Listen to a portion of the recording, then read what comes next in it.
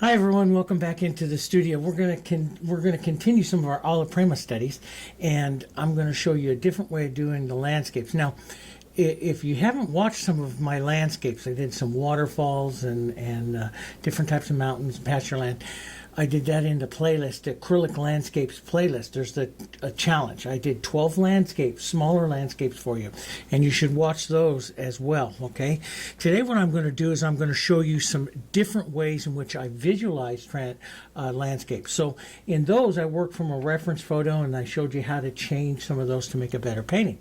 Today we're going to create it up here, and to do that we have to do a lot of what we call linear perspective, and I want to teach you that because that's some of the stuff that I noticed that, I'm a big fan of perspective. Let's get that correct right now, okay? And learning perspective helped me so much to make my paintings really get that extra little edge, and I want to show you some of it. We don't have to be great at it, but I want to show you some of it because I use it in rose floral compositions.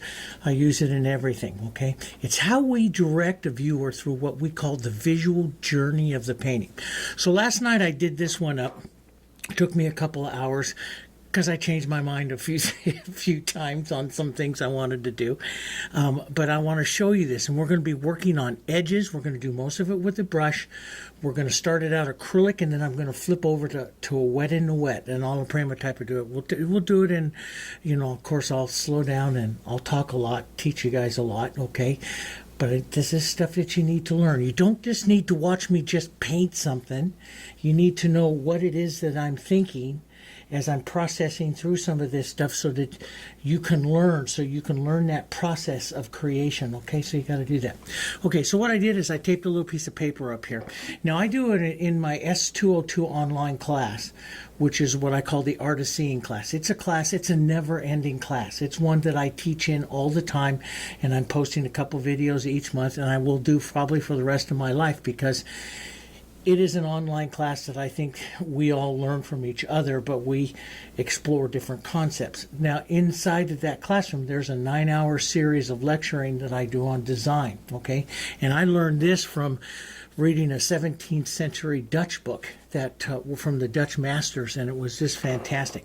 But you have what we call the weight of design, okay, the weight of an element. And so if I draw a circle right up here like this, see, and then I draw a smaller circle, and then I draw a smaller circle, your eye goes this way. Your eye starts here and goes this way. We know that because of weight, okay? Now, how does that apply? How do these circles apply to landscapes? Just a minute, I'll show you. So I use this in florals. Let's say I want your eye to come in here and see a big flower, and then I'll put a smaller flower, and maybe I want you to trail down. Then I'll take that smaller flower and then make smaller ones out here like this, and your eye trails down, going down, but it definitely sees here. And of course, I tell you in the roses and stuff, wherever we put the center and stuff is the gaze, that causes your eye to go this way. So usually I will trail down opposite the gaze. So I'll put a gaze one way and I'll trail down. That all comes. Now, but in landscapes, it's a little different. And this one I drew up just to help you see this. In landscapes, we have a horizon line, but then we draw on what we call the shape that we use is called a triangle, because this triangle gives you the very best perspective. Now, what is a triangle? This is a triangle. It's the same thing whether you're drawing with roses or circles or anything. It's a triangle. Triangle is your line of movement, okay? So what artists do, and I teach this in landscapes and stuff, but the Art of Seeing is a great class. Those of you that are looking to take a class, do something like that. If we put up a horizon line, even in a painting like this, that we're going to do today. It's an imaginary horizon line. Basically, the horizon is going to be about right through here. This is called the skyline. Okay, so this is the skyline. The horizon line would be where the curvature of the earth really is, and it's going to be out about like that. So, but what you do with this stuff is you come in here and we set up these triangles here. And triangles are a line of movement. So if I come in here, if this is my painting, and I just set this triangle up here, your eye is going this way, okay? And what artists do is we set up crossing triangles. So if I cross another triangle right out through here like this, so maybe this is a set of mountains. So I have a lower mountain, and I'll put a higher mountain, kind of like what we're going to do today, crossing over that. That becomes a crossing point right here. So we have one and another one crossing right there. And we can put up bigger ones, other ones up through here. And that, so what it does is it creates what we call linear perspective. The triangles take you on this visual journey winding through your landscape here. I can set up another one and stuff right up through here. Maybe it's a small mountain or trees. Some landscape artists, you know, when I learned back in the 70s, Bill Alexander and everything, he'd always put up mighty tree right here, right up here like this, because a mighty tree, something right here adds another plane of visual depth, pushes that stuff back, and it's a great way to stop your eye from going off that way. It says start right here, go that way through your painting. Sometimes they'll put up onto both sides. When you're looking at perspective, though, okay, let's look at, for a second, you know, linear perspective. What is linear perspective, okay? And linear perspective is, let me just turn this over here for a second. And linear perspective is really using the lines of sizes of things, and as they get smaller as they go back. Well, we know that, right? We know as you go back in a painting, anytime that you go back, or smaller, you're going back. So here's our horizon line. So in linear perspective, what we do is we put up what's called a vanishing point. That's where everything within our design is going to draw into. And let's say, and the greatest way to do it, which I do in a lot of videos show you, is like the little line of a fence post. If I put up a big fence post here, okay, and then I put up a smaller one heading to that linear perspective, what happens is you're going to have a top line and a bottom line. And as you're drawing these fence posts, they stay a little bit wider away from each other, and then they slowly become closer and closer and closer to each other as they get further back like this. And this gives you your depth of perspective going back here like this. Now, I should probably take it up a little bit higher than that, so you don't put a line right into that one. But you get the idea here, okay? So it goes back like this. But what is this shape, guys? What is that shape? Linear perspective, it draws on the triangle, see? So it's how you're going to set up your triangles. And so, you know, we talk about when we're drawing perspective, rectangles, squares, triangles, all that different kinds of stuff. Today, what I'm going to be doing is showing you this landscape. We're going to work on our linear perspective, atmospheric perspective, and drawing on triangles. We're going to sketch from our imagination and build a landscape. Because, like I told you the last one I did, it is really cold, and we're getting 7 inches of snow out there. So, and I could go look at photos like I showed you guys before, but sometimes creating something like I did here right out of your imagination is kind of fun as well. And, you know, you need to have it up here, you know, an idea of it. So you need to look at a lot of them, but it's kind of fun, and I like to do these types of things. So let's talk about, I'm going to have a little bit of water out here, which you don't normally see me have out. I have it right out here off to the side, because I'm going to start out with acrylic. For medium wise, I'm going to put out here some of my extender. This is when I'm going to be doing the Alla Prima, or the wet on wet portion of the painting. So I'm going to have my extender out. The other thing that I do want to have out as well is the Deravan Open Medium. Okay, Matisse Deravan Open Medium. This works very, very well with the Heritage acrylics. I love it. Matter of fact, that painting that I did last night, sitting over there, is still wet in and around the water and stuff where I did it last night. And, you know, it's just, it's amazing because I used it pretty thick. And we'll talk about that. I'll show you some of the different things. We're going to have a lot of fun. I'm going to show you a lot of different things of this. And you'll probably need to watch the video a couple of times, okay? And we might, if I go too long, if I get a little too wordy, we might break it up into 2 smaller videos for you, so you can, it's easier to keep track where you were when we do stuff like that. Okay, so I have a 16 by 20 canvas.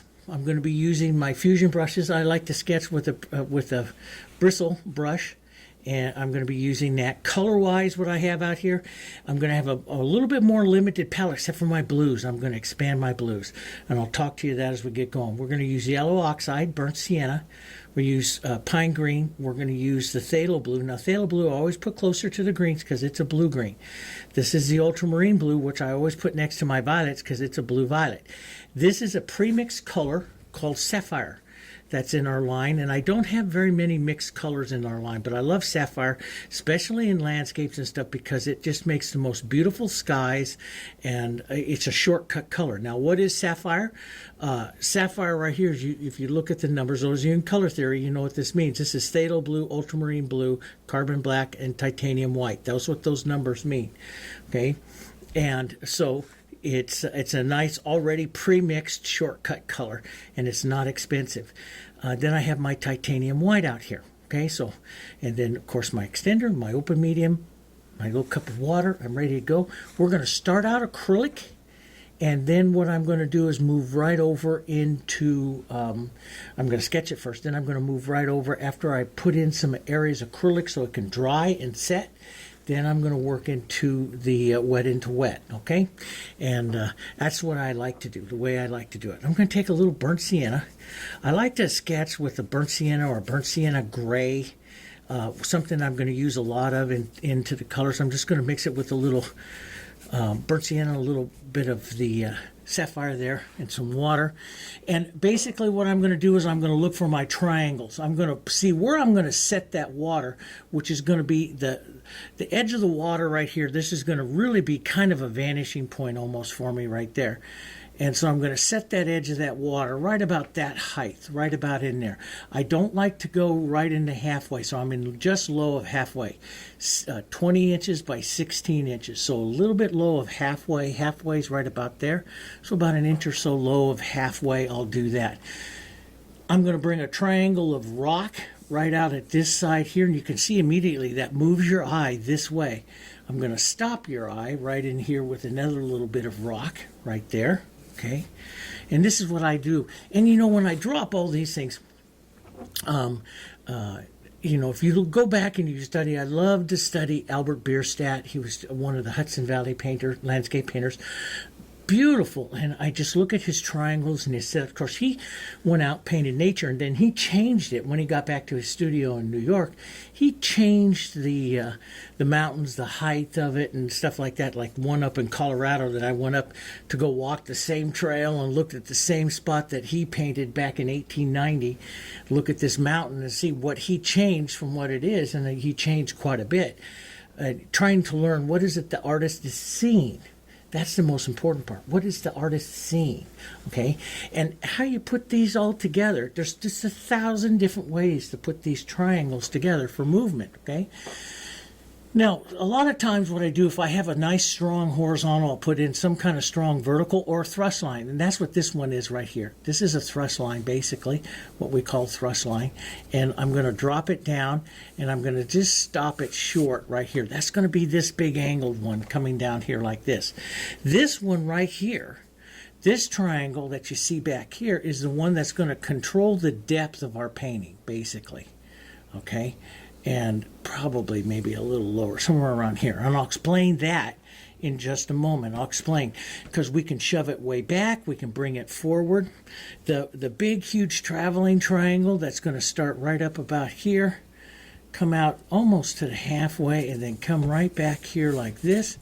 That's going to be this one right here. Okay, that's going to be that area right there, as you put that one in. And so this is what I'm doing. And I visualized this kind of, I wanted this water to kind of like go around the corner and create kind of like a little valley that you see here. I call this painting Spring Melt. I imagine the melting snow. I go up into the mountains all the time this time of year when I'm out into the heartland of the Midwest and into the Rockies. And I love watching the melting snow, taking pictures and seeing everything that's going around and everything. So, and I put a couple of rock features out here. We might, I might change it around. The one thing I give myself as an artist all the time is the freedom never to copy what I did before for a couple of reasons. And my mother, who's a very famous folk artist, Sonya, my mother told me this so many years ago. When I was a young teacher way back in 1983, and I finished my first seminar, and I told her, I said, I just feel like I can't paint what I did before. What I feel like I paint by myself in the studio, and then when I stand up in front of everybody, and of course you're just like the deer in the headlights, is like two different things, and I feel like I can't copy myself even though I do it, and it gets really frustrating. And she always told me, she says, you will never be able to copy yourself. That's why whenever you create a painting for another time, or when I create a commission painting and then someone else says, I'd like to have that painting, I'll change something about it with the next ones. And all of my buyers, my collectors, know that I change things. I will never completely, because it's so hard to copy. Now you see me do this with photos and stuff, and I'm better at it. But it is one of the hardest things that you can ever do. If you're watching my paintings and you're trying to copy it, it's almost impossible to do. I can't even do it. So I don't. It's my painting. It's paint. It's a board. I'll change it. And let's have some fun and make it your own. And you want to add a few more rocks, that's fine. You know, that's going to be great. That's what it's all about, you know. That's what it's all about. Now, I probably might even that's kind of looks like that you could fall off that and kill yourself. We'll just lower that down just a bit. So this gives me an idea here. And, you know, my problem here when I do all these rocks and stuff is I usually make them all the same size. So we're going to be talking about that. But that gives me my path. And what is my path of my water? Really here is a triangle. And because a linear perspective, it would be wide. The little stream would be wider here and narrower as it goes back, and that's how we do it. Okay. Now, let's go in acrylic. I'm going to use a 1-inch fusion brush. This is our 1-inch larger fusion brush. Okay. And I'm going to use just water here. And I'm going to come in first with the sky that I love to paint. It's a real simple one, real easy. It's just we go up towards our value 9, right up over here, of our white and the the sapphire. Sometimes a tiny bit of extra of the violet in it. I like to vary it. Sometimes I'll put a bit of the burnt sienna in it to gray it over here. We'll do some of this. And I'm just going to quickly bang this in here, block this all in here like this, and we use water here. Okay, so we'll drop this in here, and many times I always say move your brush when you're doing a sky and everything. It's like I did right over here. You can very just a little bit see the casual movement of the brush. I like your brush to move in all kinds of directions here. That gives it a lot of interest. Of course, here the sky is just going to put back. It's there basically for visual perspective, no more than anything else than that. Let's put a bit of gray. Sometimes I'll even touch a bit of green. Some of the colors I'm going to use into the composition, I like to drop right into the sky, anywhere up into here, grayness. And see, you just move your brush around and that creates the nice atmospherics. It's just a little bit, but you can see over here, well, I was a little heavier right up through there. I got done with the mountain. I took some of my colors and just went boom right up into there. And I just like it when I do that kind of stuff. And, you know, painting, of course, here is quite a bit different. You know, painting in camera with you guys and explaining is quite a bit different than me just slinging paint around in my studio. You know, it's a total different type of feeling because when I'm teaching like this with you guys, I'm more analytical and I tend to stiffen up quite a bit when I do that. I can't quite find the freedom that I can when I'm just up there doing my thing. And just like you'll be watching the video. That's why I always say to you, watch the video through, watch it, listen to everything I'm saying and everything. And then if you go down to paint it, just put me on over there in the corner and just listen. Try to keep up, but you don't necessarily have to because I pause very well. Just hit the pause, okay? But you know where I'm going because you've already watched it. Don't try to paint along with me without watching. I've never done that with any of my study videos. Okay, so this is my sky that's in. I'm not done with it yet. Now, one of the things I do is I start to decide perspective, atmospheric perspective. And this is my area of atmospheric perspective, this back mountain here. So I'll take some of my blue right back here. Atmospheric perspective means it disappears into the background, okay? Now let me show you something here. I can make this mountain sit way back, or I can bring it forward by how much contrast I give it to the sky, okay? And then again, we're also going to have what we call our linear perspective that's going to show up in there, because I'll have trees up here slightly higher than I do trees over here, and so I get so what that does is it shoves that corner further back. But if I take a little bit of my color, let's take some burnt siennas and greens here, maybe a bit of our yellows here.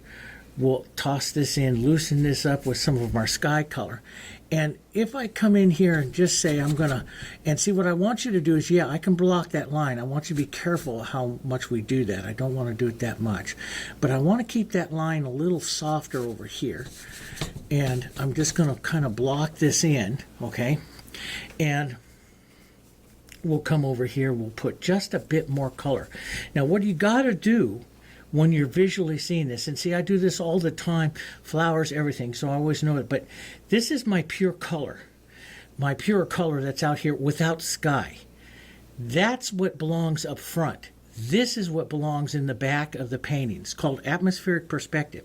So I can come, I always put some over to the side so you can see that. I can come a little bit more.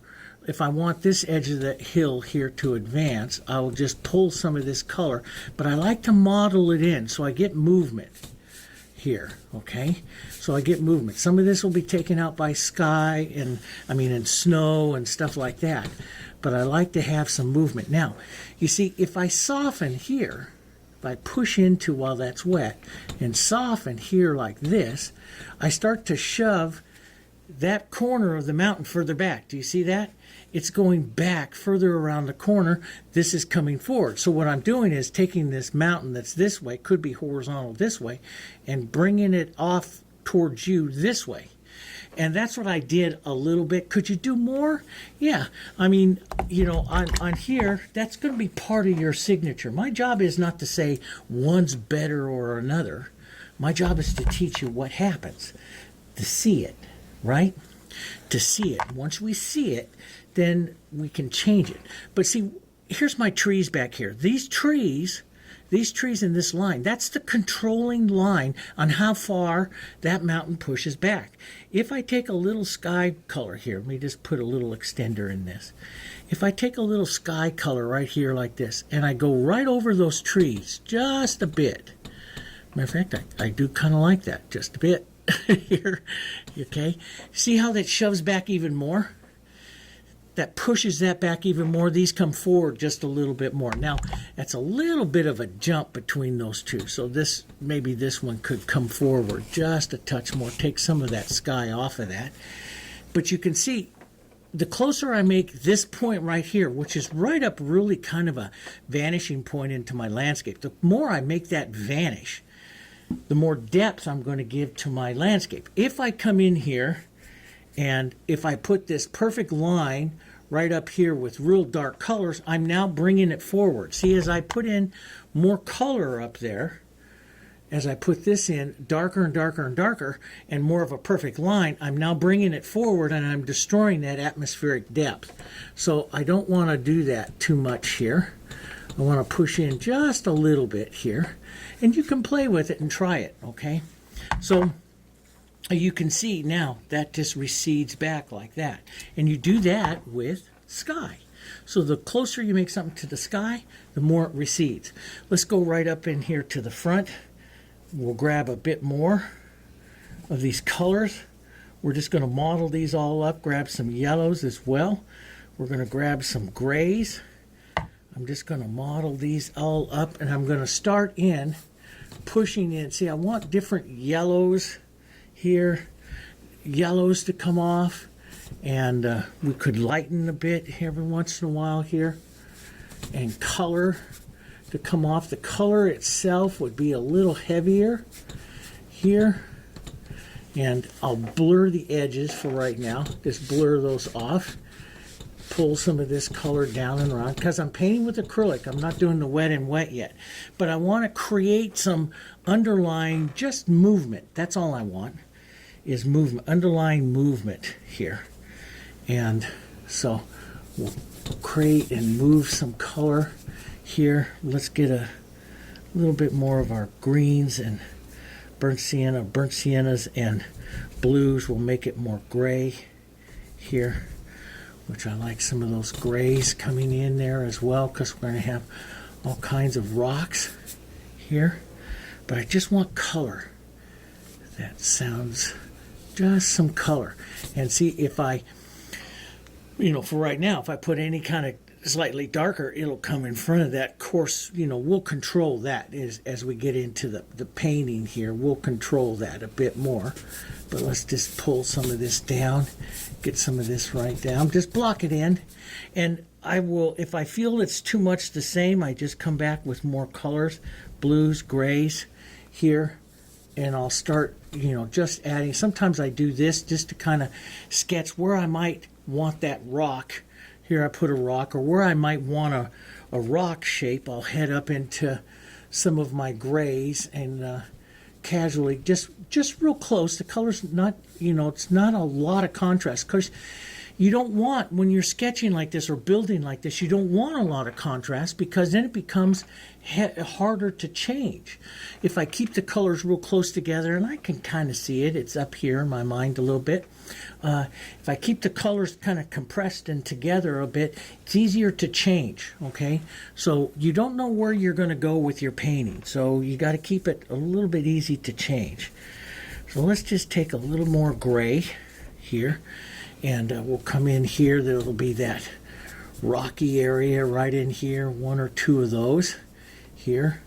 And so a great gray that I use a lot, it's a really easy one to mix, is this Sapphire and burnt sienna, about 1-to-1.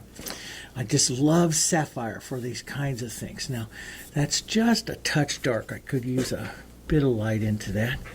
Going just a touch dark, a little quick here. And so I'll set up some of these rock shapes. Now, we're going to talk a lot about calligraphy, brush calligraphy, angles of your brush, moving it and building some of these stuff. Because I wanted to do with you, a lot of you seen some of the seascapes, other things that I do, that I use my scraper a lot. I love the scraper for doing that kind of stuff, and I use my palette knife. But I wanted to, concentrate with you, because a lot of you are having troubles with petaling roses and doing all that kinds of stuff. And roses are no different than a rock. Matter of fact, in the S202 class, I did one thing that was called a rock as a rose. I painted a rock, and next to it I painted a rose. Used exactly the same light source, exactly the same colors, exactly the same thing. If you can see the planes of a rock, you can see the planes of a rose. It's planes, it's perspective and stuff. So, and it's a great exercise. It's a great exercise to help you see. That's the only thing, guys. We can all do this. Everyone can do this. You just got to learn how to see it. And you got to learn the tricks to see it. Okay?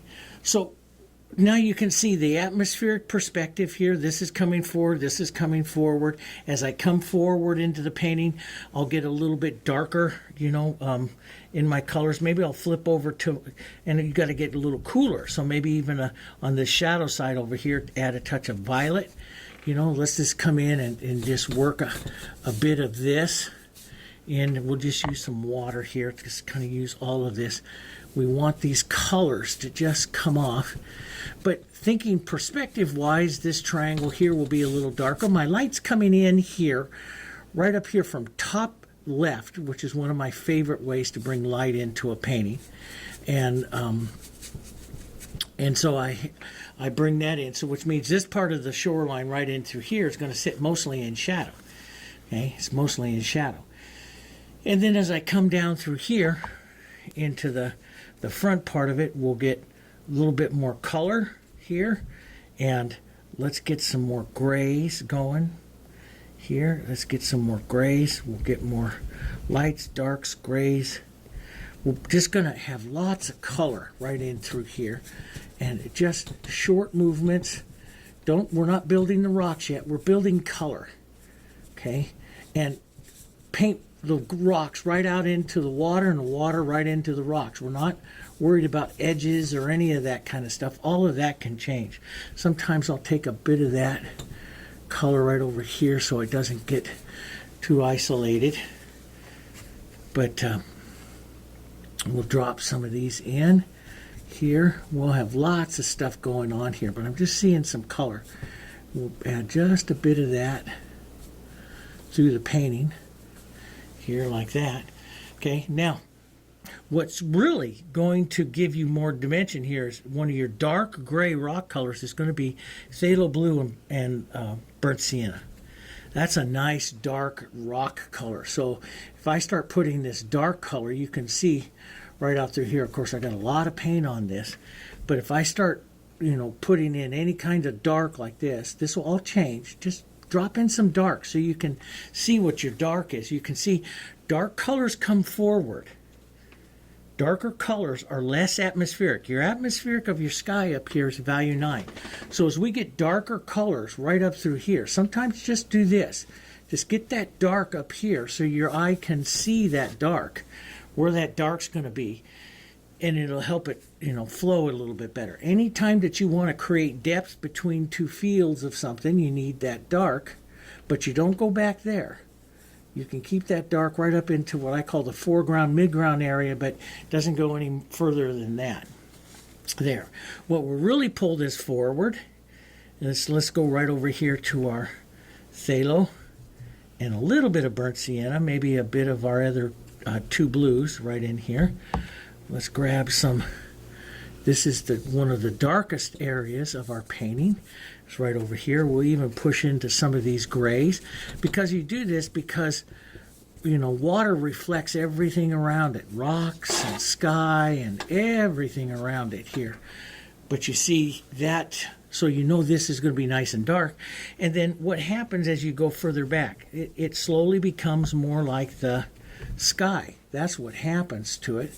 So your water is going to become more atmospheric, and depending on the angle that you're looking at it, a lot of it has to do with your view angle, and we study that in landscapes. And it's not just go out there plein air and paint what you see, because sometimes you can't. You've got to be able to go back to the studio and adjust your painting, and so you need to know all these rules. But because of view angles and stuff, we know lighter water goes into the back, and of course it becomes more atmospheric. And so we just block some of this in. This is a great way to block in and check your painting to see if it's going to work, color-wise, and it gives you kind of like a few benchmarks of where you're going to go with the painting here. And we want to keep that a little bit more sky right back there for right now. And we'll do all the angles of waters and ripples and all that kind of fun art stuff here in just a little bit. Right now I just want to keep this kind of loose and moving here. And so you can see it. So you can see, the dark colors come forward, sky colors there going back, and you can get a good idea. Then what you do is you always step back, take a look at it, step 6-8 feet back, whatever you're going to be displaying it at, in your home or your studio or gallery, whatever you're going to be displaying at, set it back and take a look at it, and you can go from there to adjust it from there. Okay, all right. Now, so you can see, even with just the water and working with a lot of paint, I'm working with a lot of paint, and to put this on, this will stay wet. This stays wet for a long time, even working with just the acrylics, okay? So now let's go in, though, and what I'm going to do is, I have a pretty good idea. I know, pretty well here, where my dark colors, are going to go here into rocks and all of this kind of stuff. I have an idea. Sometimes I'll refine these a little bit more so I can see a little bit more of that coloring and stuff. It all depends. This is these kind of river scenes and stuff like this. I've painted hundreds of them. I don't really need to use too much of a reference. I kind of know where I'm going to go with it. But if you don't, you step back and you can do a little bit of refinement here and there before you go into actually painting the painting, okay? So now we got a good map. We've got a good map with some nice benchmark colors of where we got to go. I like this particular part of the painting here. Now I'm going to paint for interest. And there's a couple ways to do this when you're painting for interest. Basically, with a lot of things, and a lot of the masters, when you're talking about Alla Prima and everything, they say stay as large a brush as possible, as long as possible, okay? And you do that so that you can keep your detail. I mean, the detail stays away, especially back here. But, you know, you can see back there, I have a lot of little detail, a lot of stuff going on. But I have a lot of stuff going on up here into the front here.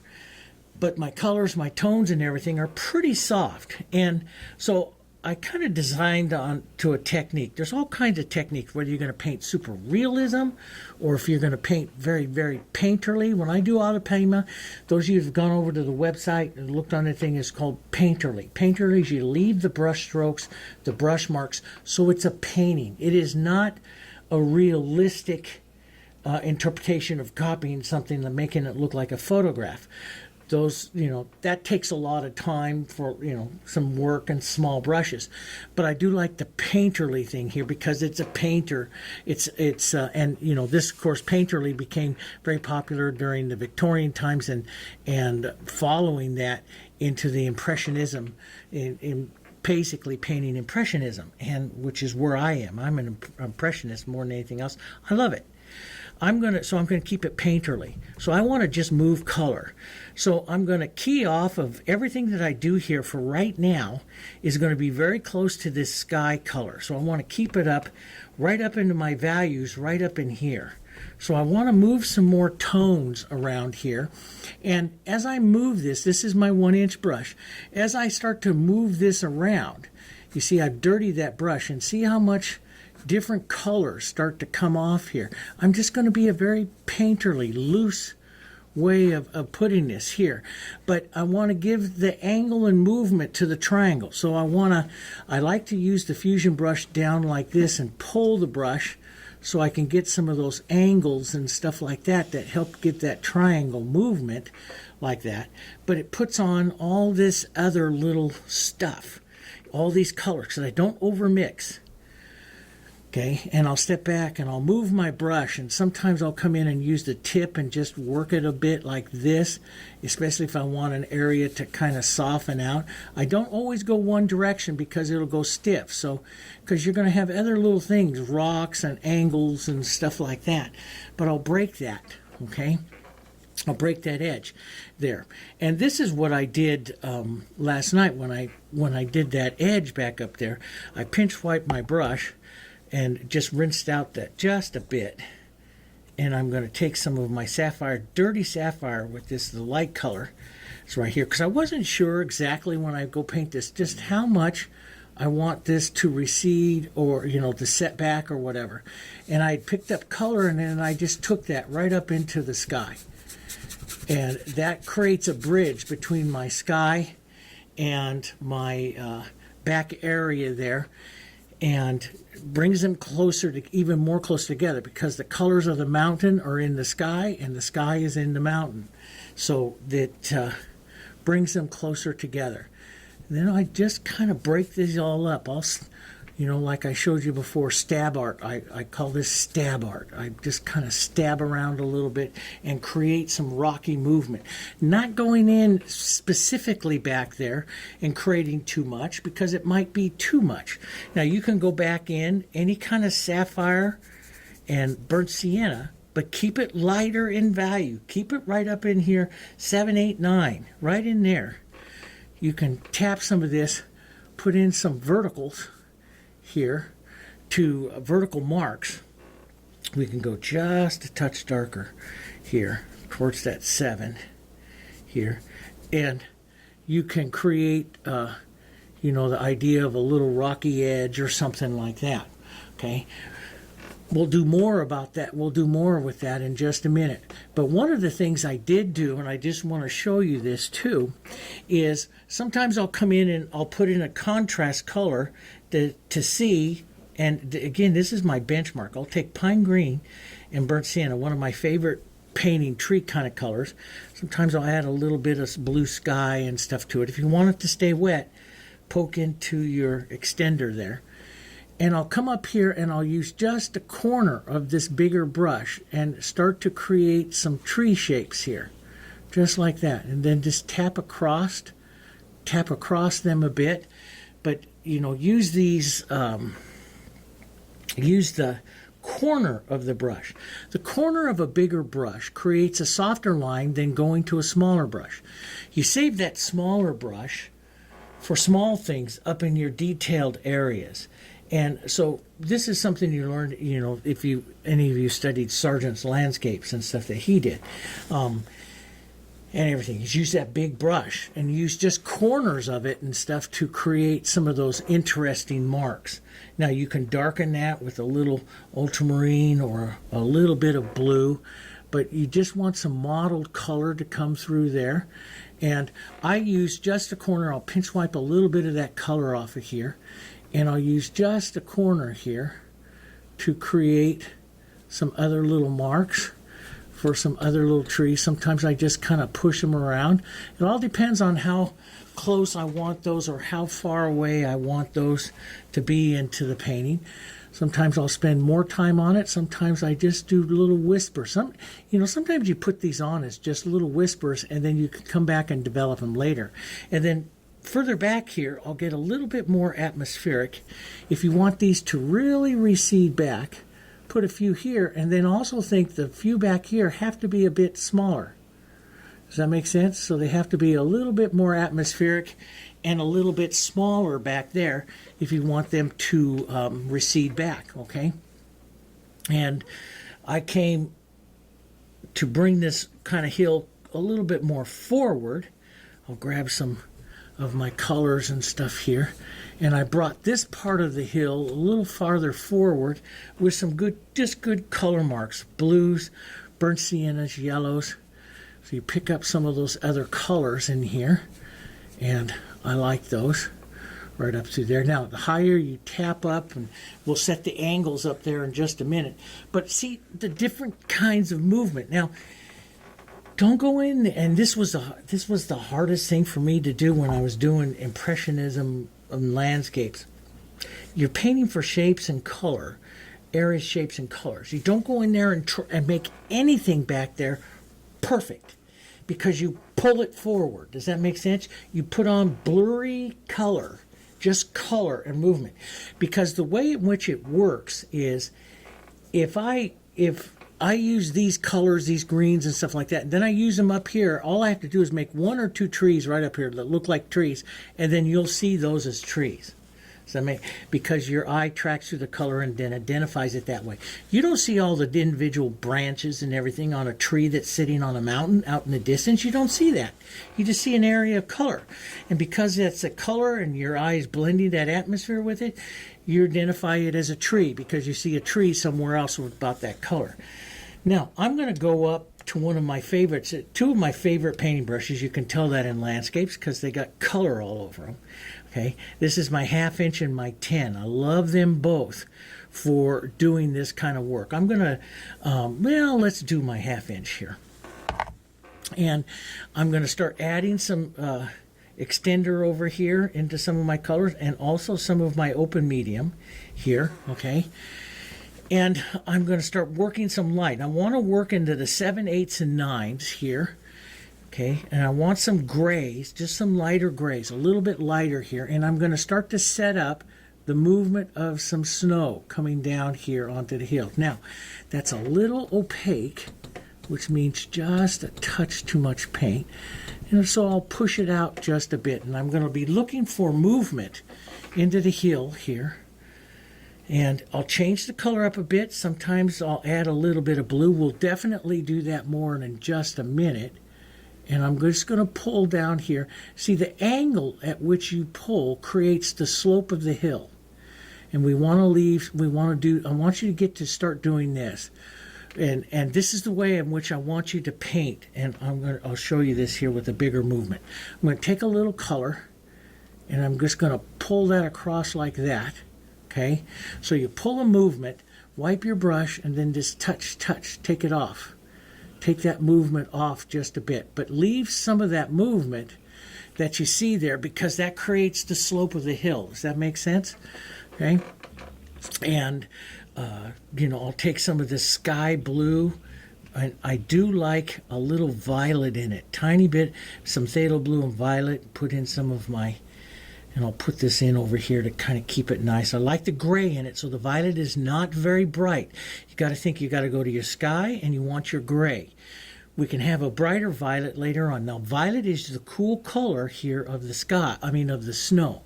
So it is what we create the movement down this way into the shadows. Violet is your shadows, your snow shadows, okay? And I changed that up, and you can see that in some of my other colors and stuff in through here. I'll change that up all around in through here. So I like to really put in the movement, and then I kind of tap it around a little bit so it's not always the same, but you definitely see the movement. Does that make sense? So you want to see that movement. So I'll come right into here and maybe give just a little bit more of that nice blue, which is going to be our shadow color to the snow, and I'll push some of that in. And I start creating the look. Now, up here, you can see I created just a little roundness to it. And, I try to remember to do that every once in a while. And we're not going to use pure white, so you can see I'm taking it off to gray here. And, a little bit of roundness to something just kind of creates that nice little snow bank there. And you can push off one side or so of it right there to create that nice movement. And, of course, I may come back and add more. I'll revisit this a couple times to add more color.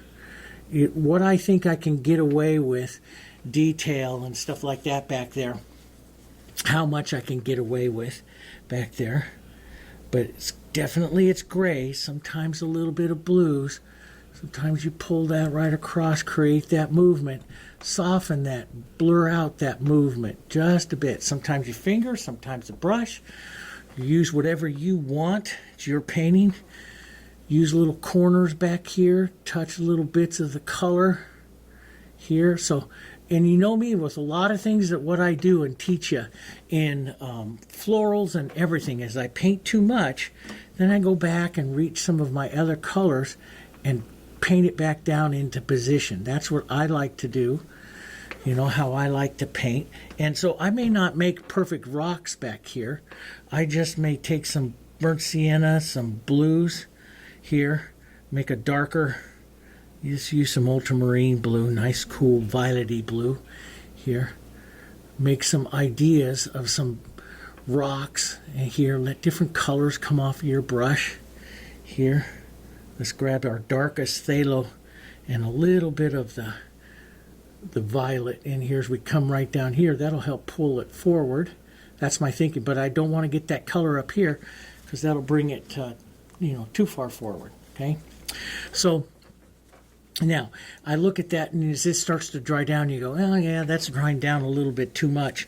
I'm just going to take some of that violet out of my brush. I'm going to come build my blue, and I just let this dirty brush, sometimes I'll let that violet get in that brush, and I'll let this dirty brush, and I'll take that stroke again. Sometimes you may have to take that stroke 2-3 times to build it to the amount that you want. Now there's a lot there, so this is where I push right into that wet paint that's there to incorporate that. I'll take that, blur it into the trees here, but I'll push or pull a movement here into that and pull down slightly here, maybe just round that little hill. Sometimes I'll leave that texture in there.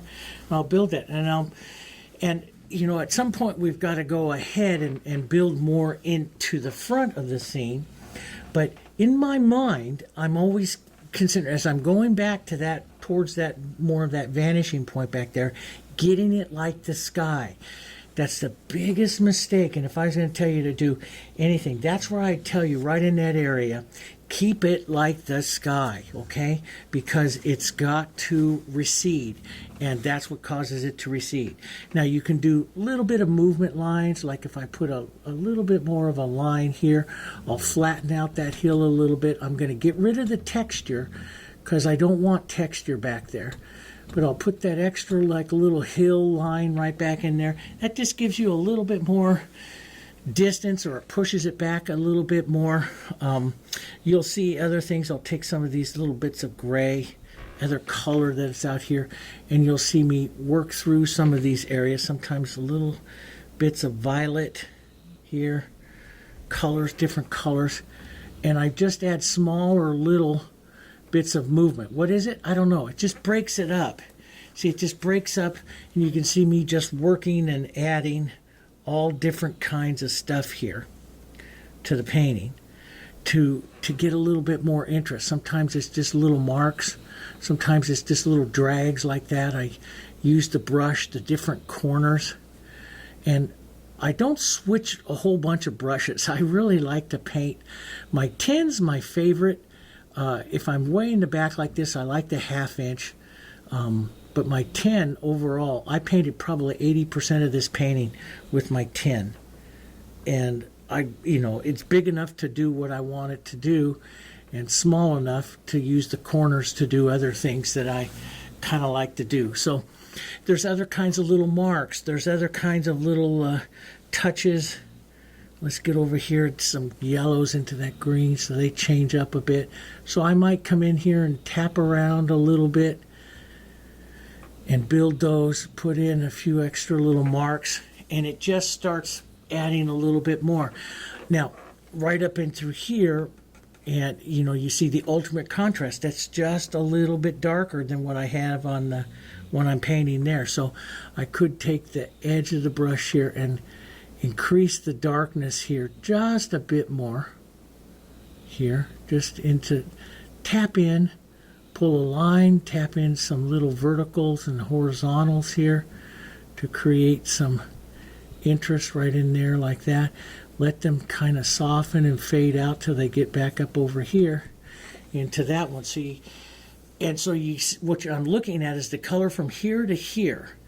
The tree's getting smaller, that's good linear perspective. The tree is getting lighter like the sky back here, so that's good atmospheric perspective. So I've met the things. Now it's just how much snow, how many other little bits do I want to put another little mark of snow right in here, coming down off of that little hill right there. Maybe leave a mark or two, a little slope there, a bit different than what I did there before. I love the violets. Don't forget your violets. And I love that sapphire and this violet is the red violet is so pretty together. So many nice variations. And on this other one, I just kind of drag that through. Look at that violet color. See, it's a pretty color in there. It makes a beautiful color for the snow, the cool parts of the snow here. And so you can drag some of that down as you get in. And if you put the violet, let me just say this, okay, because this is important. If I put the violet, like I did in this painting, right up against here, like that, okay? So now what the viewer sees, what you see is you see the lightness of snow, and then you see the shadow of the snow coming in this way here, and it is the violet. And so your eye starts to see violet as snow, and the white, of course, the lightness of the snow. So it works. It really does. And sometimes I like it to skip like that so I can create highs and lows. But I don't want to go too more on here until I start to get up to the, put some other stuff on. But see, I just hold my brush flat like this, and you can pull and you can skip. You lift the pressure, change the angle slightly, and you'll skip. You'll start to break it off and skip. That's what that fusion brush does. Okay? One of the things we designed it to, so it starts to skip, and it gives you this broken edge of this light. So I control how my paint's going on by the angle at which I'm holding this and dragging this. So I hold it more flat to get that skip going there. like that. And that's good. I mean, you can build up, you can work on that more, but that gives you a good idea here where we're going with that, okay? All right, let's go back up to, let's go and use a little bit larger brush here first. We're going to stay wet into wet now, so I'm going to start adding my open medium, and I like the open medium and the extender and stuff together here. And I'm going to be looking for here some different colors that I can work this hill back up here a bit more. And I'm going to work the edge of that sky into it a bit more as well. Here, I'm going to put this on, but I'm really kind of putting it on with some of the open medium and some of the extender, so it's going to stay wet here for just a bit here, okay? And so everything I do from now on, you're going to be adding this stuff. Let's get into some grays. We'll build some areas of the rocks here first. Some nice grays.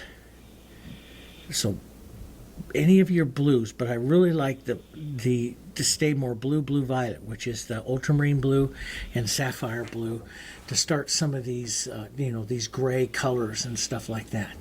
So you can see some of this. We'll put on too much, and I kind of shape them with a shadow first of where I want these rocks to kind of come through, and I'll make a little bit of a triangle here. But I do some horizontals and stuff, a lot of verticals. I do different types of rocks and all different kinds of paintings. And, majority of these things here on this one, I wanted in the vertical because I wanted to pull your eye up and down with the canvas. So I'm using the flat and I'm using the corner and pushing it out, tapping sometimes with just the chisel of the brush, just putting up some rock shapes here. Just, with the shadow. So I like to draw them with the shadow. Let's go a little darker, which means a little more blue. And I hit some of that light, so I'm going to go even a little darker yet here. More burnt sienna. And a little more blue, a little phthalo blue and stuff. Let's drop some of these shadows into this one here. So you can see it's a little darker. We'll drop that line in, and see, I'm already starting to get into this little copy mode that I don't like because the painting isn't quite as fun for me. I like to just dabble around like this. Imagine the shadow side of the rock. You pull down to give it a nice vertical face, and you tap off to break that face up a bit. You can draw an angle to put some here. Here I'll just dribble a little along the edge of the river here that will put some more rocks in there. Take some of that color back up into there. That'll be fine. A few other little rocks and stuff that you can put along here. My problem is, I'm a solid, what I call a solid left brain painter, which means I'll paint every rock the same size, and I'll line them up like little soldiers if I don't consciously go in there trying to make different shapes. Rocks for me, they used to be a real bear for me. I didn't like them because I'd always make them all the same. And so I had to come up with making sure I changed my brush and used different things in my brush and stuff. Now, let's get back here to some of our yellows. We'll gray this up. We're going to get this, what is this, right into a 5 and a 6 right here, right now. Okay?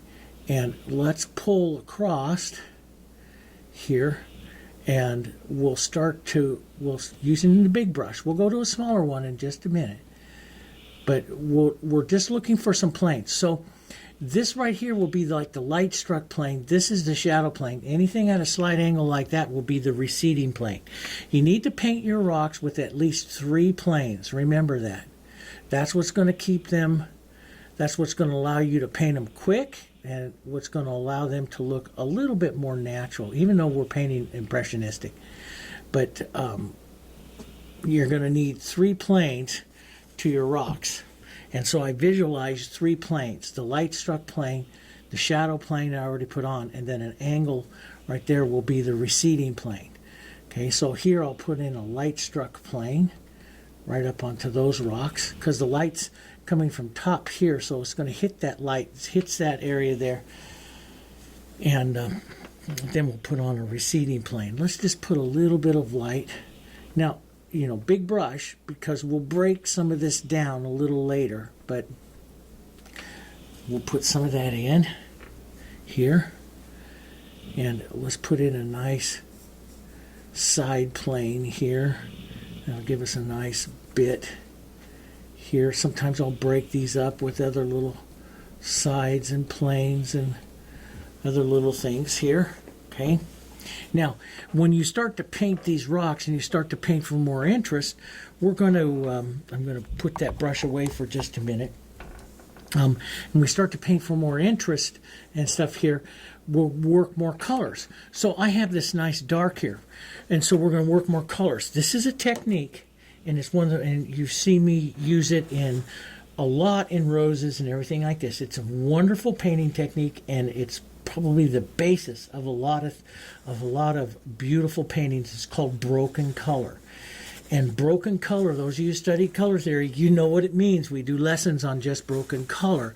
But what it means is that you basically are going to keep the same value. This is a shadow, but now, and my shadow sitting up in here, but I may break that shadow up, and I may change the, not the value, I try not to change the value, I try to change the hue. So I will push in here, or the color. So here it's gone from more brown. I'll put in some violet that is right about that same value. It can be a little off, but right about that same value as this shadow. So it's still perceived as a shadow, but it has a slightly different color. And this is what gives the interest to your painting. And this is what takes, you know, some of you really great, you know, landscape painters will spend, like on a painting like this, we'll spend a day on a size of a painting like this doing nothing but broken color. And that's, and layer upon layer upon layer of broken color. And that's where they get a lot of their interest and stuff. So we might, you know, if it's a shadow, you want to keep it kind of cool, but maybe a little burnt sienna and a violet and a little bit of that, of the blue there, but change that up just a bit. Now I used a lot of green as well on the sides of mine, and I liked a bit of that. Smaller, sometimes go horizontal, and break that up.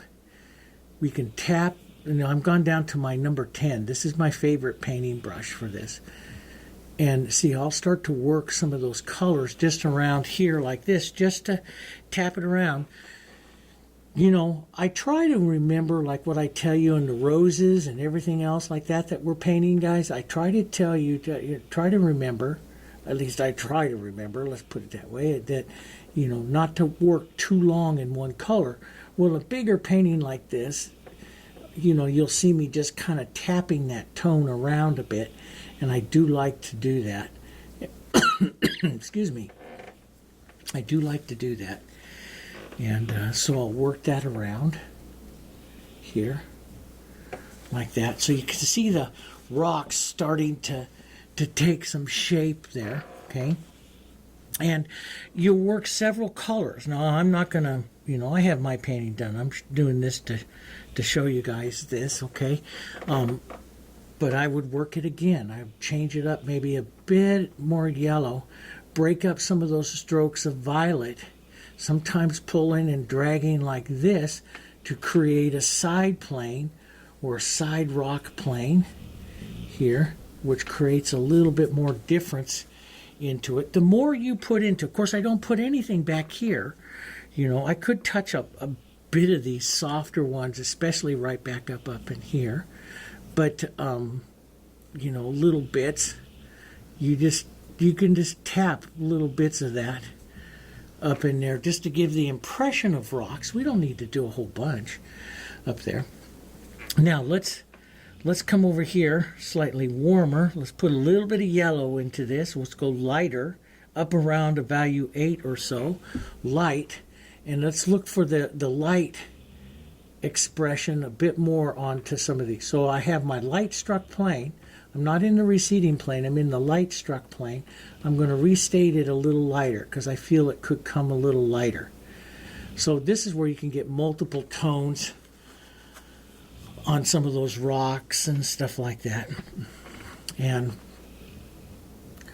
you can pull some of these around, but this is what'll give you a lot of this work, is adding some of these others. Now, I like to, like you just saw me there, I'll set the brush down and pull a little different, and I'll get a different movement, different type of movement. And I'm always looking with my brush at movement. Even when I'm painting roses, when I'm painting portraits, when I'm painting everything, I'm looking at the plane and the movement and how I want to capture that movement. And try not to be, the hardest thing is, and the hardest thing for me as a left brain painter, is that repetitive, getting it too much the same, getting it too repetitive, So now, before I go on here too much, let's just go back up here to our beautiful pine green, burnt sienna, maybe a touch of yellow into this. And let's just use this brush right here. Now we'll go a little bit taller than with the trees we have here, because we're a little bit further forward, right? Maybe a few smaller ones, like they bend out over the hill. We'll use some of the flat and the angle of our brush here, just to create that nice movement of the tree there. So there's the basic shape of these little trees. They're going to push right there. And then we'll add a bit of blue, a little bit darker. We add a little bit of blue, and we'll get this up here like this. Okay, maybe a bit more of a point right there, something like that. Impressionism of it. Sometimes I'll take even some of that sky and stuff and just touch into there to loosen up some of the edges and tap a little more color right around in there. Sometimes sometimes I get just really brave, because I'm an impressionist part of it. I just get really brave and just like, boom, yeah, burnt sienna, love it. Just put in a touch of that up there. It all depends, and every one of us is a little different, so we all like different things. Now I'll go back to some of this light, and let's paint that rock right up in front of that, so we'll get some depth here. Tap the edges. Don't make the edges always perfect, what we call found edges. We can leave a little bit of that stuff there. Just put a little rock there. Okay. Now right below that is an area that, and I was talking with my daughter, those of you who don't know, my daughter is a very beautiful painter. I can't get her to paint on YouTube yet. She's a beautiful teacher, a wonderful woman, and just a beautiful painter. And we paint together out in the galleries in Nebraska. Matter of fact, we're going out in 2 weeks. We're going to spend another 2 weeks together out there painting together. And she's one of the reasons why I get so much lighter and so much airier and so much impressionism. She has her bachelor's of fine art, and when she was taking all of those classes and stuff, she was like, Dad, try this, and I used to poo-poo it, and now it's just like, wow, that's just she has amazing ideas and effects for that. Someday I'm going to get her to paint on YouTube for you guys so you can see her paint. She's just really, really beautiful with it. Right now she answers the phone and helps you all and stuff like that, runs the studio, manages the studio. But we were talking about this yesterday or last night when I painted this and stuff, and I said, I really want to create a focal area right in here. And we were saying, should we do that with the dark, which gets us into problem here, or should we concentrate between the white? So we have basically between white and this gray. And so if we make this one just a little grayer, and if I come in here, and if I identify this area here as a value 8, then I'm going to come in with like a value 9 right in between the two, and this will come forward. Boom. Right in through here, and that will give me visual depth between, and all of a sudden, see, by the time I put this on, see how much darker that starts to look? Let me hit it one more time. So I try to keep it very light, up around the 9, a little bit of blue in it, just a little bit, but paint also, a lot of paint into this. And so, and I want to use that edge here to break that. See how I drag that? See how it gives that little bit of brokenness into that? So I create that little bit of visual breaking of it and stuff. Drag that down. And that creates that edge right there. Now, so the goal here is to have it a little bit more edgy and a little bit lighter.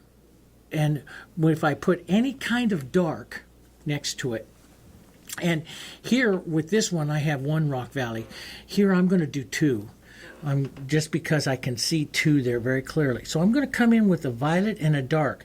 So this becomes a real close, a very dark area right into here. So if I push that shadow right up into here, see how much, and you know what? A good violet would be kind of pretty in there, almost like that's a snow shadow right up in there. That's a pretty good idea here. You change your mind. I mean, you have some fun. That's what it's all about, right? So we'll keep that violet maybe around a value 7 or so, that shadow. Oh, that's kind of pretty. So we'll use that as kind of like a snow shadow here, right in there on the edge, see? But when in this one, I was thinking this dark coming up against that light there, it creates kind of like a little nice focus area right there. And it does a couple things in the painting. Is it pushes that back, because now that doesn't look quite so white. Pushes that back, but it just really drives your eye right into that area. And I don't want to get these rocks too light, but maybe just a touch of that little violet in there. Violet would be, on these rocks, would be a beautiful, like this color here. Maybe just a touch of the sienna and stuff here. This violety gray would be a beautiful color into the receding plane side, so the angled side. So light struck, and then the shadow plane, and then receding planes, just like what we did. Those of you, I did a lot of this into the Quick Landscape series. So the playlist of the Quick Landscape, I painted 12 quick landscapes for you, just kind of bang those all out. But that one, the Grand Canyon, the Colorado River and the Grand Canyon that I painted, that one will do a lot for you. Also that waterfall one would do really well, but getting those planes. And then as I come down through here, we'll just create some rocks and maybe a little lighter. Keep this. And I want to start increasing, as I start to build more texture, I want to start increasing the use of open medium, decreasing the use of extender, because extender medium will keep it loose and wet, and open medium will make it a little bit, I'm going to say it makes it a little bit thicker. And I want this to stand proud of the surface a bit. So I start to get textures as I start to come forward. So here you can see, as you come up through here, into the valleys here, snow, I take my snow, I'm going to make different kinds of violets and blues and violets here. And I told Jessica last night when I was there, I said, I got more brave, I want to put in some blues here first. Grab a little bit more. But I told Jessica, I said, I got a lot more braver in this painting than what I normally do with my blues into the snow. I said, I really enjoyed that a lot more. And so the shadow into the snow. So if light's coming up right through here, this rock is going to cast this shadow down onto the snow, and that's what you see there. And one of the things that I did that helps this, I think this area right here looks just a little bit more realistic.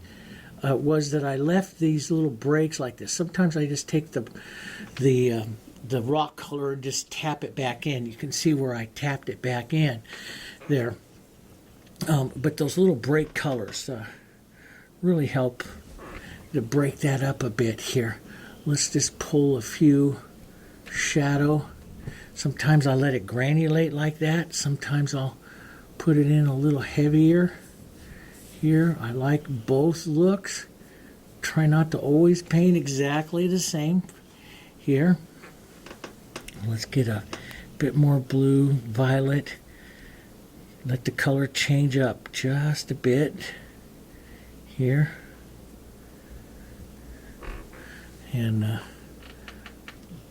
we'll touch a little bit, so it's not always the same color. Sometimes it's a little different, but think shadow snow with that violet, right? Think that nice shadow snow here. We'll come up and put a few little marks of it around, and you can see that warmth of the yellow breaking up with that blue and stuff. That works really well.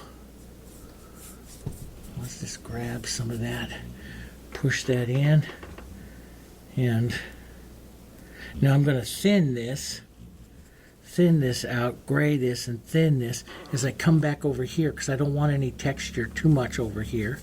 I'm just going to streak some back and forth back up over here.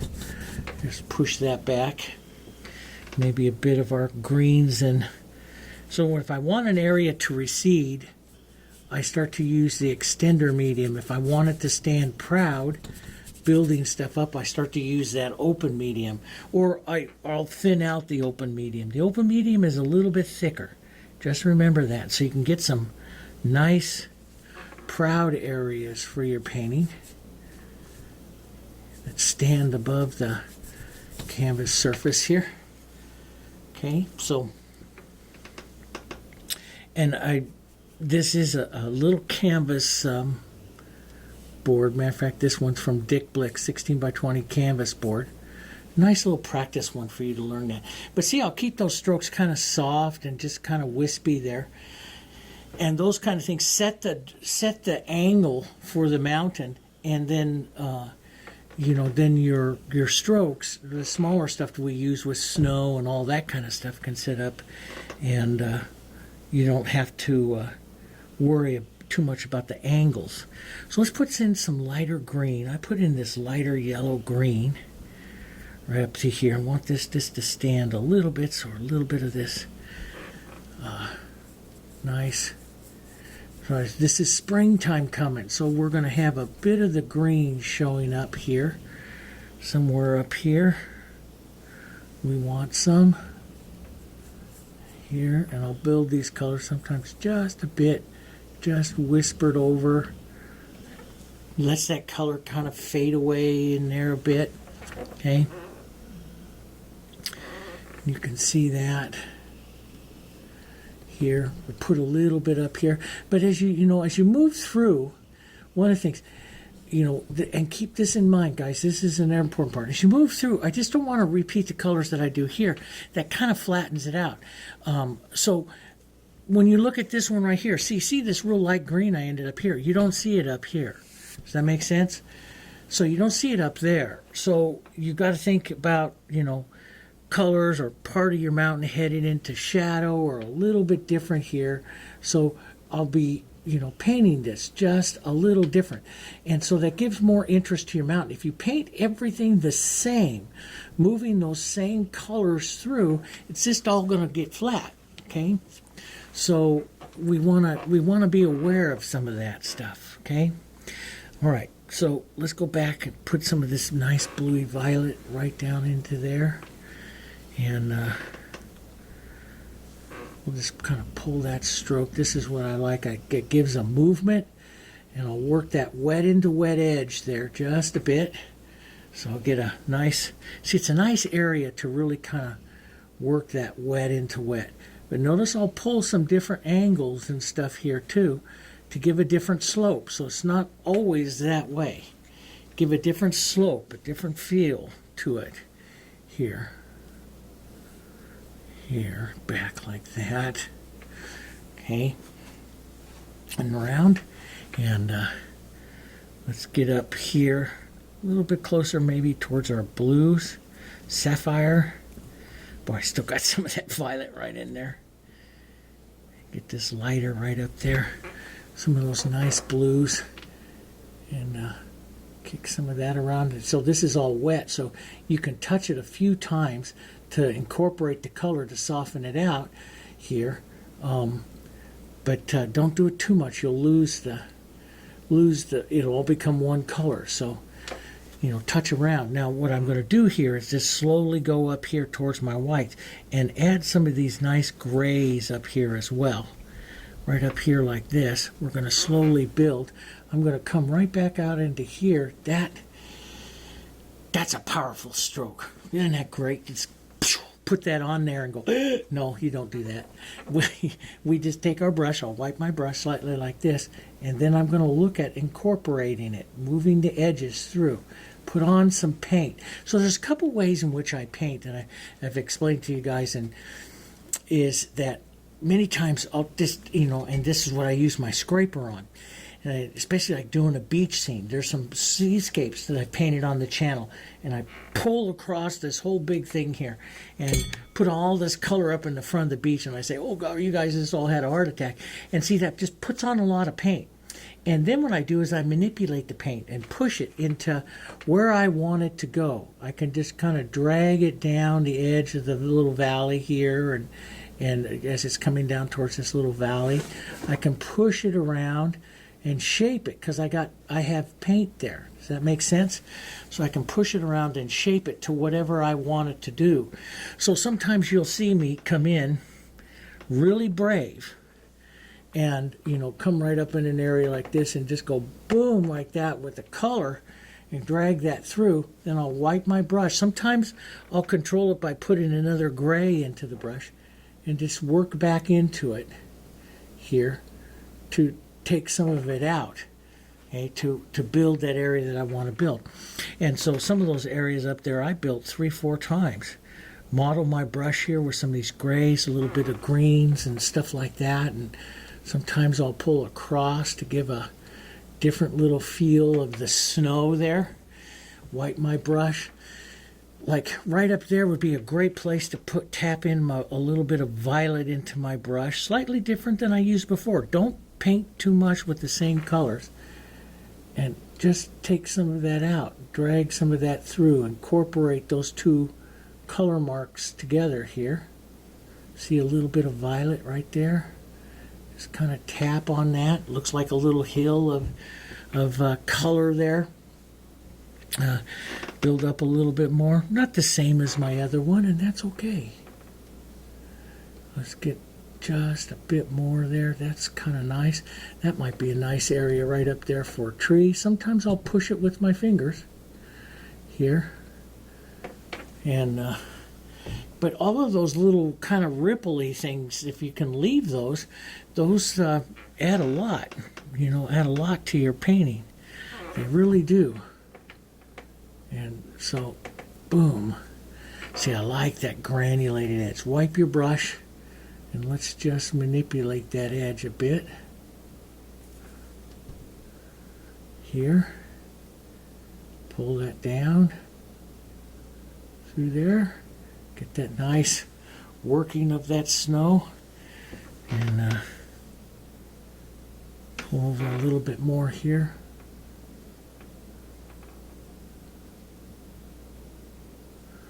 There we go, up like that.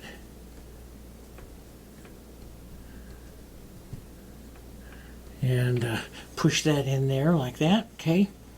And then I, look at my blues. Do I want to make a few lighter transitional blues to the violets and push them around? I love it, of course it's not quite there yet, but I do love it if I wait like 30 minutes to an hour so some of this open medium to start to get a little bit sticky, which depends on how much paint you put on. If you don't want it sticky, you use a lot of paint. But I let it get a little bit sticky, and then that gives me a different effect, a different look to it, which I do like. So let's grab some of this lighter color and just kind of pull down through there, right up into that edge. Pull some of this, maybe that's a little ground. We can put trees, more rocks up in there. That's our call. We can do whatever we want. Okay, let's take a bit of our pine and our burnt sienna, of our open medium here. We'll just put up the idea of a little tree there. And again, you could always use the atmospherics of the blues and stuff like that set something back. Let's put up like an edge here. Maybe that's Mighty Tree up here. Always liked how Bill Alexander always said that. The Mighty Tree right up there. And see on this other one, let's go back to maybe put on a little roundness right up there with some snow, some grays. Kind of looks like snow. You don't paint snow with white, you paint it with grays and violets. You warm it with yellows and cool it with violets and stuff. All kinds of nice stuff going on there. And now, you know, when you go to paint these rocks here, here's my gray for my rocks. Slightly different color than the snow. But when you go to paint these rocks, you can leave them very angled or round them up. And I'll speak more of that in as we come forward in the painting here. So I'll just tap a few of those around here. But you start those little half tones, putting those in, tapping those around. Do you want more rocks? And remember, I want you to remember this. Rocks show up basically on their shadow. So if I want to take some of this, a little ultramarine blue, if I want to make more of a rocky little face here, I can just quickly, if I put in any kinds of slight verticals, slightly angled, just kind of tap around that dark, I can push in any kind of expression of some rocks, see? So if I feel like my slope is a little bit too much and I want to get a little bit more going on with rocks and stuff like that, then I just tap those around like that. So you come in there and you get that, okay? Here. We can use some of those right up in here. Nice broken color. Slightly different color. See, that's good broken color right in there. And the more you add, of course, the prettier your painting is going to become. That's what happens. A little bit of that blue and that gray here. Start restating a few of those verticals here. Maybe those verticals can go just right up a little higher still yet right there. Get different, see, I like that. This.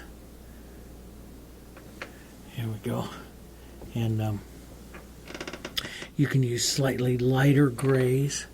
Draw in a little angled edge of a rock.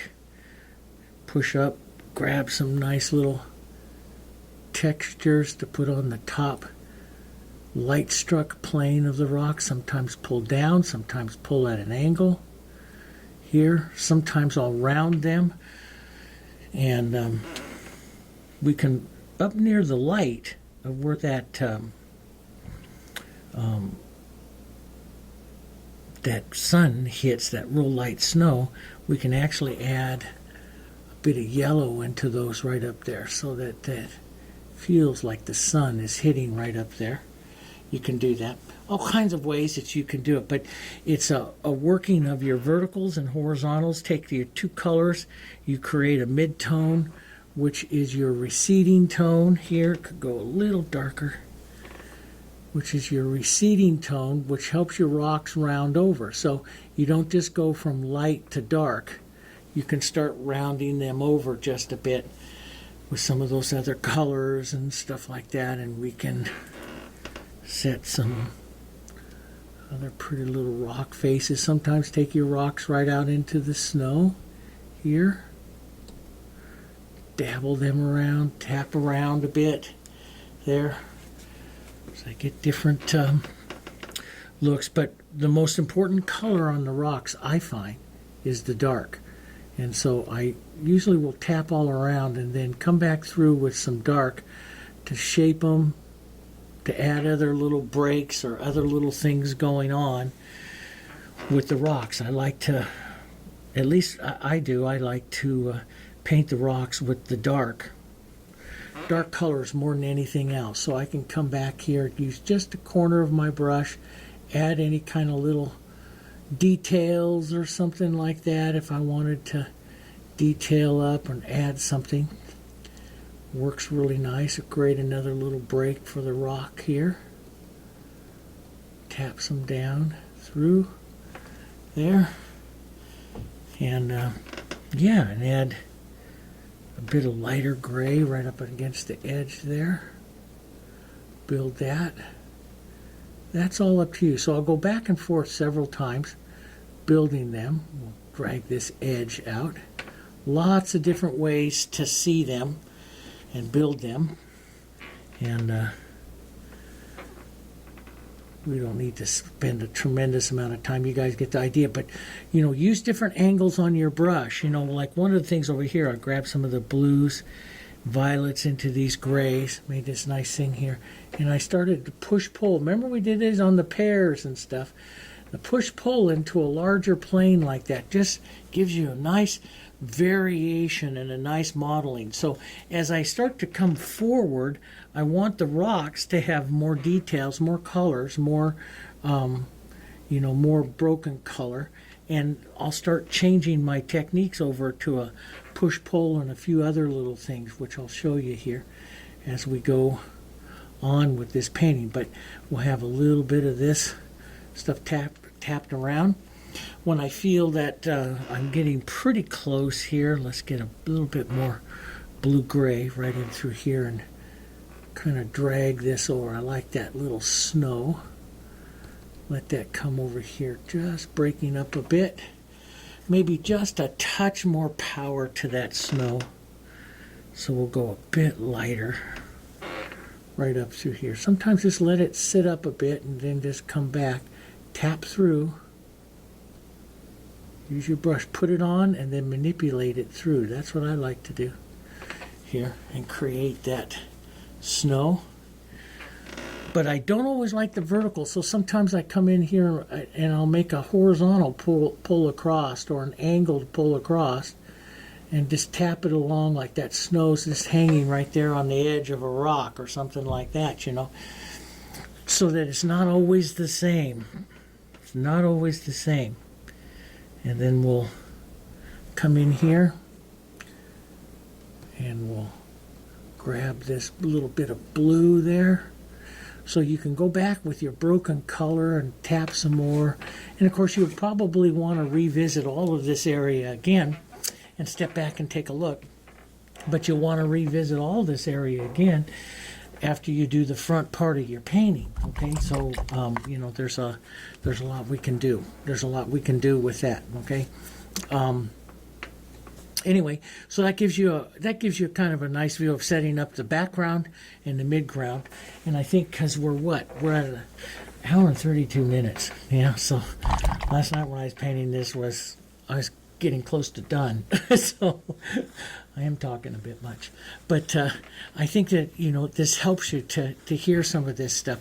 I do like a little bit more of the movement I got there into that one after I have this movement. So that's something that I look back and it's just like, oh, you know, maybe I can, if I take some open medium so it's a little bit thicker here and I just come down like this and create that movement.